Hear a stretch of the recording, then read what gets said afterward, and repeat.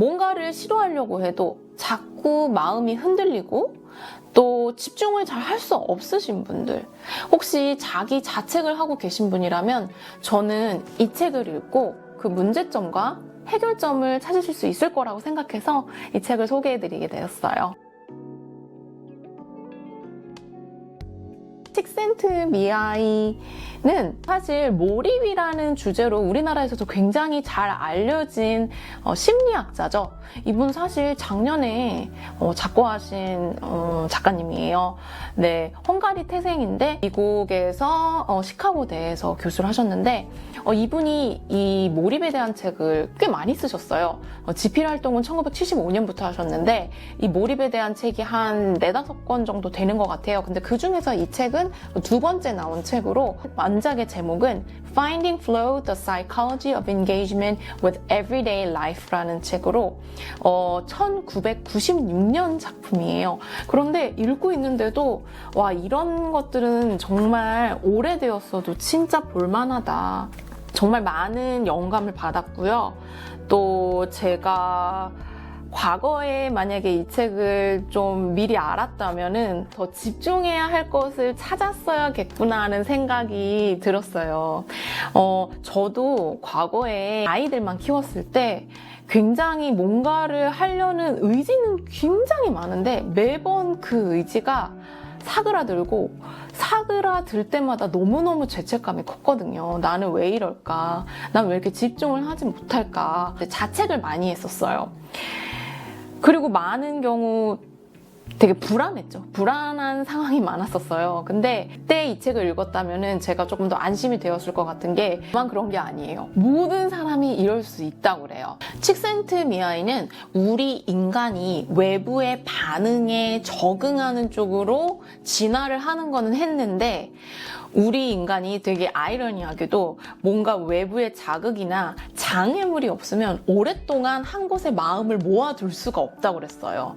한마디로 이 마음의 심리적 엔트로피가 계속 커지는 거죠. 무질서도죠, 엔트로피는. 이것은 항상 올라가요. 그러니까 증가하지 줄어들지는 않아요. 그러니까 뭔가가 우리가 노력을 하지 않으면 이 심리적인 엔트로피는 항상 증가하고 우리는 이런 잡생각이 많아질 거고, 그런 경우 많은 경우 다른 사람들의 이야기에 많이 흔들리고 또 마음이 불안해지고 뭐 이런 것들이 그냥 너무 자연스러운 거예요. 그래서 할 일이 없어지면 이 심리적 엔트로피가 늘어난다고 그래요. 우리 막 또 회사 다니시거나 또 일이 많아지면 나 진짜 아무것도 안 하고 싶고 그냥 일 안 하면은 되게 행복할 것 같아. 그렇지만 사실 사람이 뭔가 할 게 정확히 다 없어지면, 할 일이 다 없어지면 이 심리적 엔트로피가 증가해서 또 이런 불안한 감정과 마음이 산란해지고 한 곳에 마음을 모으지 못하는 상태가 일어날 수 있다는 거죠.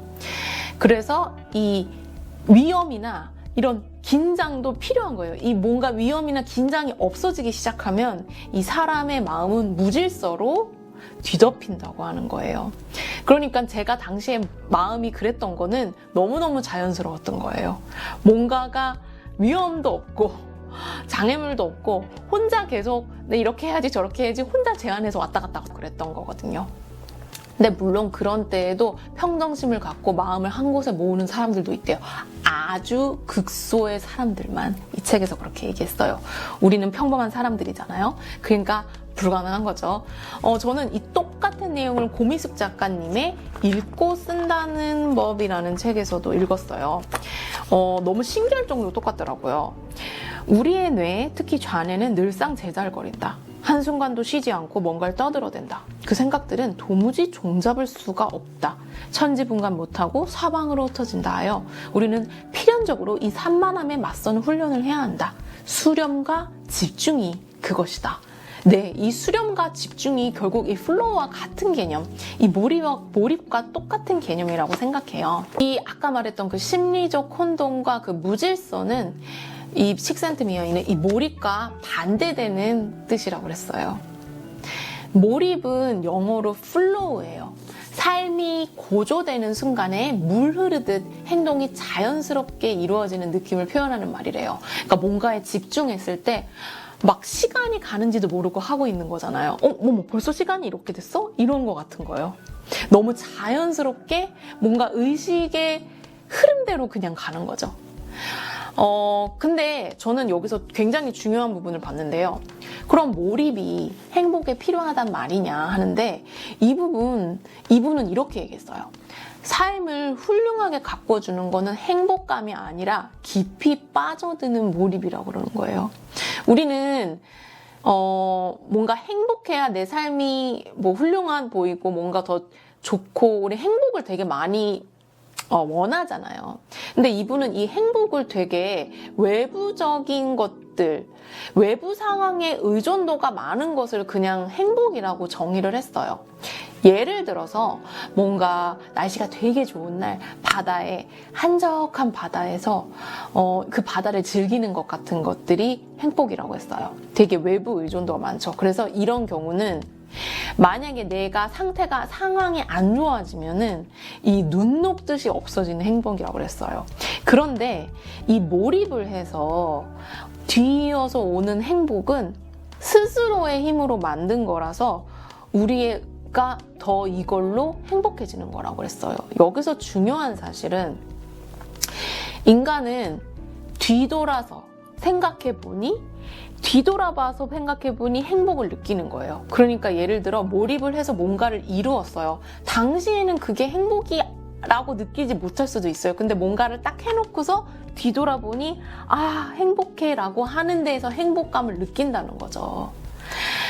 그러니까 저도 가끔 생각했어요. 나한테 요즘 행복한 게 뭘까 하면은 저는 뭔가 해야 되는 일을 다 해두고 쉴 수 있을 때, 진짜로 내가 한 거를 다 이뤄낸 다음에 뭔가 그 편안한 마음, 그때 행복감을 느끼더라고요. 뭔가 제가 진짜 집중해서 일을 할 때 그 몰입을 하는 거죠. 그 몰입을 할 때 그게 행복감이라고 느낄 새도 없는 것 같아요. 뭔가를 정말로 몰입을 하기 때문에 그 행복감을 느낄 새도 없는데, 그렇게 끝내고 난 다음에 어머 내가 이렇게 했네, 내가 이런 거를 했는데 나에겐 이게 참 의미 있는 일이야 라고 뒤돌아봤을 때 행복을 느끼는 거죠.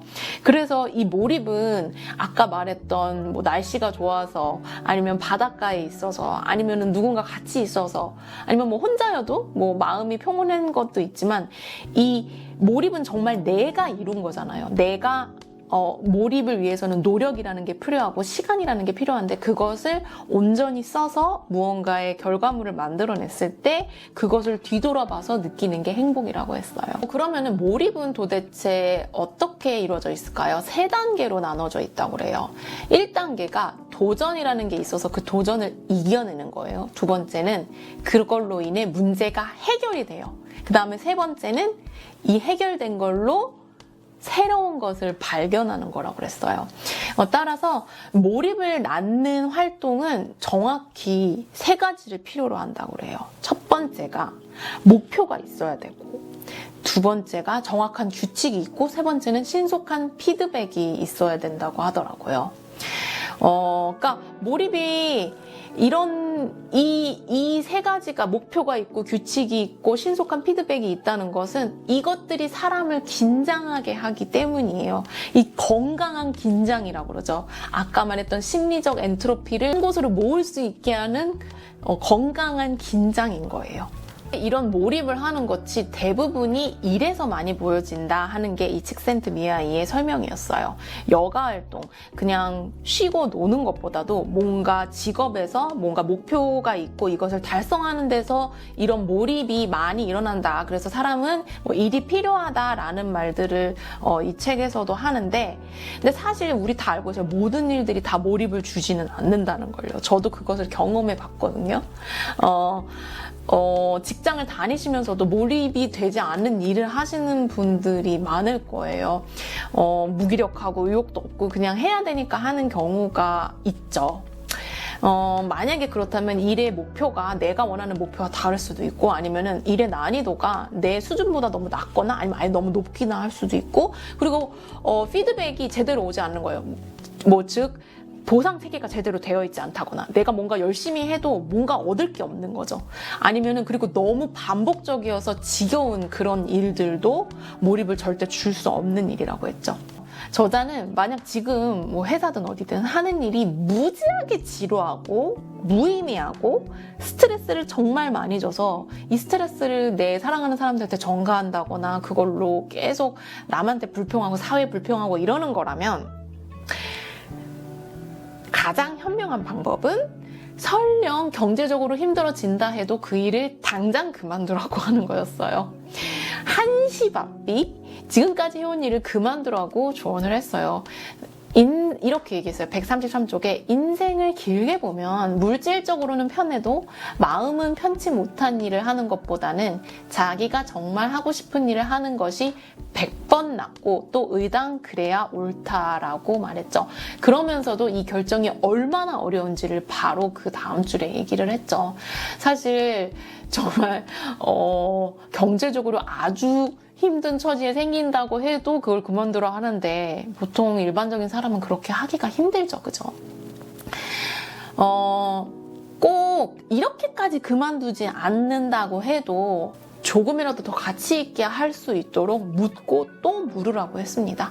그러니까 변화도 없고 긴장도 없는 일을 내가 의미 있는 끌어올리려면 당연히 노력이 필요한 거죠. 지금 당장 우리는 몰입을 늘리는 일을 뭐를 해야 될까? 제가 이 책에서 칙센트 미아이가 하는 말들을 좀 많이 정리를 해보려고 노력을 했어요.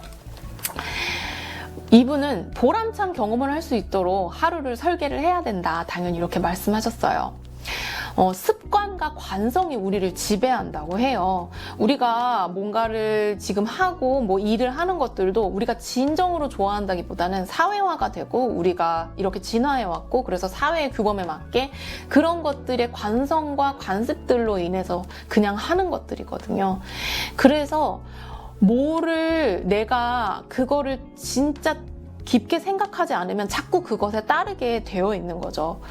그래서 시간을 내어서 내가 진정으로 좋아하는 게 뭐고 뭔가 내가 만족감을 느끼는 게 뭐고 내가 정말 시간이 가는지도 모르고 하는 게 무엇인지를 알아야 되고 그것을 내 삶에 자꾸 넣는 연습을 해야 된다고 했어요.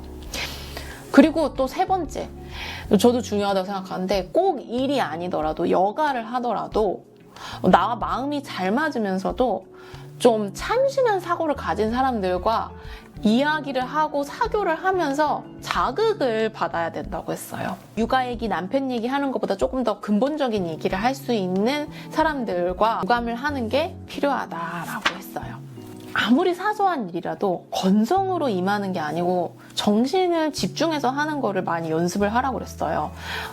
습관을 들이는 거죠. 그래서 뭐 설거지하거나 옷 입거나 청소같이 그런 단순한 거에도 내 온 정신을 집중해서 몰입을 해보려고 노력을 하는 거죠. 그렇게 해서 나 하면 나름의 보상이 온다고 해요. 그래서 꼭 내가 지금 당장 몰입을 줄 수 있는 일을 못한다고 해도 내 일상이라도 그렇게 해보라는 거죠. 그리고 또 보람은 있지만 적잖이 부담을 줘서 자주 하지 못했던 것들, 뭐 예를 들어 내가 꼭 해보려고 했던 버킷리스트 같은 것들이 있잖아요. 내한테 되게 보람을 줄 수 있는 건데 그냥 단순 여가보다도 근데 뭔가 부담이 되겠고 뭐 돈을 필요로 한다든지 시간을 필요로 해서 못했던 것들을 그런 데다 꼭 투자를 해보라고 그래요. 세상에는 볼만한 거, 할만한 거, 들을만한 게 널려져 있는데 이걸 우리가 관심을 기울이지 않으면 우리에게 절대로 흥미롭게 다가올 수 없다고 그랬거든요. 그렇게 해서 이 삶을 즐길 수 있는 마음과 이 여유가 필요하다고 얘기했죠. 그게 시간도 있어야 되고 또 그 마음을 통제하는 것들이 필요한데 그거를 계속 연습을 하라고 그랬어요. 마지막으로 이 모든 것에는 정성과 노력이 필요하다는 사실입니다. 세월이 흐를수록 우리가 경험하는 것은 생물학과 문화가 정해놓은 교본을 점점 더 그대로 따라간다는 점이다 라고 했어요. 그러니까 그냥 살 수는 있는 거죠. 이 모든 것을 따라하면. 뭔가 노력을 하지 않으면 우리는 인간이고 우리는 유전적으로 있는 것들을 따라가고 또 문화가 정해주는 규범과 질서와 또 가치관을 그냥 그대로 따라가게 된다는 거였어요. 삶의 지배권이 그럼 우리가 갖고 있는 게 아니고 사회가 갖게 되는 거죠. 그래서 이 저자는 삶의 지배권을 되찾을 수 있는 유일한 길은 우리 자신의 의지가 원하는 방향으로 마음을 기울이는 요령을 터득하는 것이다 라고 말한 부분이 저는 이 책이 말하고 싶은 정말 중요한 말인 것 같아요. 마음이 산란하고 이런 것들을 점점 더 내가 원하는 쪽으로, 내가 원하는 자극과 내가 원하는 몰입으로 점점 더 원하는 방향으로 마음을 기울이는 요령을 터득하라는 뜻 같아요. 그리고 이것은 누구도 도와줄 수 없고 나 혼자 해야 되는 일이고요. 그치만 중요한 점은 우리가 이렇게 살려고자 하는 의지가 있다면 길은 언제나 보일 거라고 생각하고요. 네, 여러분의 몰입 가득한 삶을 응원합니다. 네, 도움이 많이 되셨으면 좋겠습니다. 구독해주시면 더 좋은 컨텐츠로 보답드릴게요. 감사합니다.